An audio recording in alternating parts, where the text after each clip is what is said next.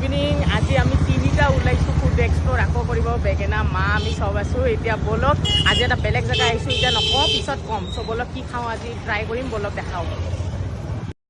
চ' guys আজি আমি আহিছিলোঁ হ'ল পাঞ্জাবাৰী ছাইড ইয়াতেও বহুতকেইটা ফুড ষ্টল আছে চ' ইয়াতে দৈমাৰী আণ্টিৰ মানে ফুড ষ্টলত আহিছোঁ ইয়াতে চিকেন পকোৰা চিকেন চপ ঘুগুনি এইবিলাক পাই আছিলে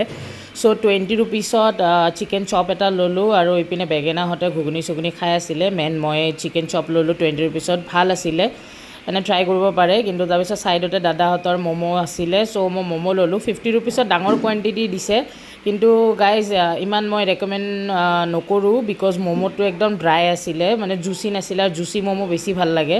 চ' ডিচেণ্ট আছিলে কোৱাণ্টিটি আপুনি ভাল পাব কোৱাণ্টিটি 50 ৰুপিছত বহুত ডাঙৰ ডাঙৰ দিছে 5 পিচ দিছে তাৰপিছত আমি আৰু ল'লোঁ ইয়াতে আপোনাৰ চিকেন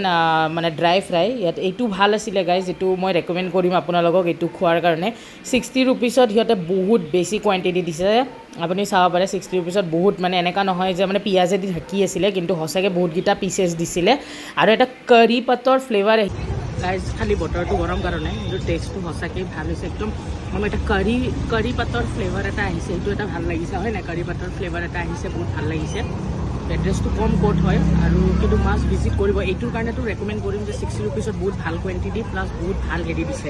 আমি হিডেন জেম ফুডৰ বিচাৰি আছোঁ গুৱাহাটীৰ একদম নিয়াৰ বাই